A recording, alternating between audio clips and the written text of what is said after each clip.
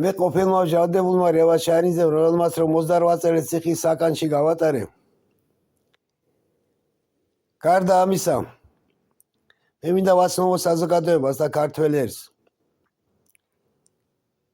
იმის თაობაზე, თუ ნახევარი ჩემი ცხოვრების მანძილზე თუ რა გზები მაქვს გავლილი. მე თბილისიდან ბათუმში, ანუ სარფში ჯასვლამდე თითქმის 150-ზე მეტი მონასტერი, ეკლესია და მეჩეთი მაქვს მოვლილი. ეს რეალობაა ხალხო და არა გამოგონილი. თუმცა მე მინდა გაცნობოთ საზოგადოებას ის, რომ ანუ უფრო მეტად იმ მრევლს, რომელსაც რომ მართლა სწამთ 90% მამაოებისა, დედაოებისა, წინამძღვრებისა, მეუფეებისა და ეპისკოპოსებისა. არა ხალხო. ესენი შენიღბულნი ყაჩაღები არიან, რომლებიც თქვენ თავისებურად ბიბლიის თუ ყურანის გამოყენებით, რომელიც რომ ბიზნესის წიგნად აქციეს გაბოლებენ. ანუ შლემს გახურავენ თავზე. სინამდვილეში 90% ჩემი ერზე მოჩამოთვლილი ღვთისმსახურები ნამდვილი ყაჩაღები არიან,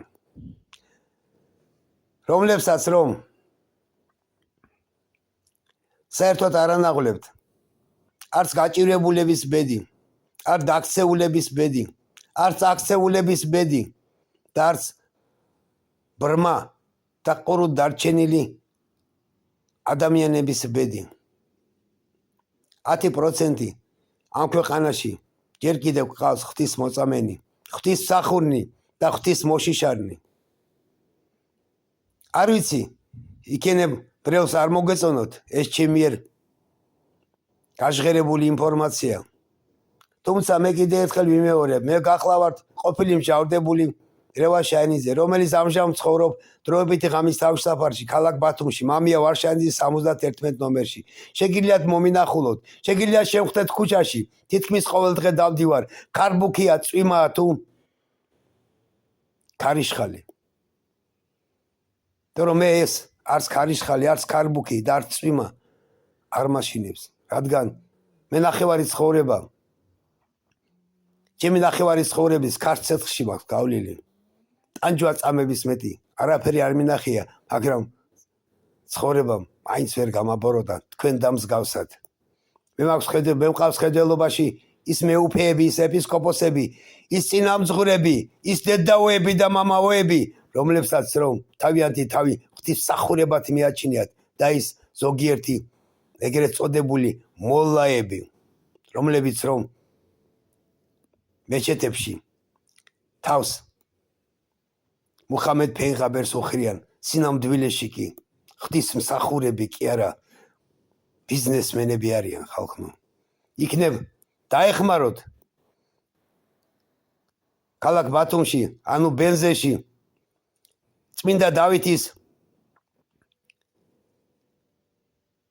ეკლესიაში მყოფ წინამძღვარ ეგრეთ წოდებულ მამა პეტრეს, რომელსაც რომ ახალი ჯიპის შეძენა ესაჭიროება და მოწყალების გაღება რომ ენანება ავადმყოფებისთვის,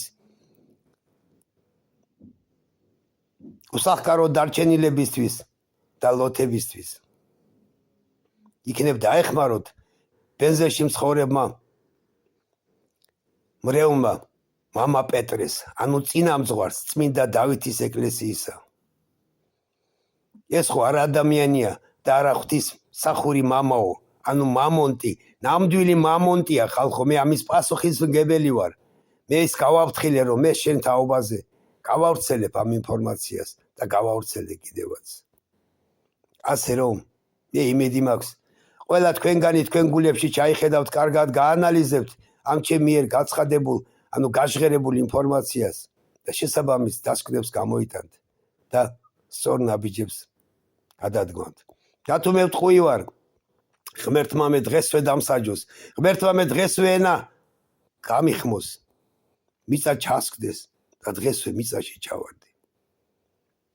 და თუ ის ვისაც თქვენ ამ ინფორმაციას მიაცდით და ის ამას უარყოფს მაშინ დანარჩენი ღმერთი იყოს მათი გამჯელი თავისებურად ჩემი გამჯელი ჩემებურად გამიგეთ ეხლა ხალხო გაგრძელება კიდე იქნება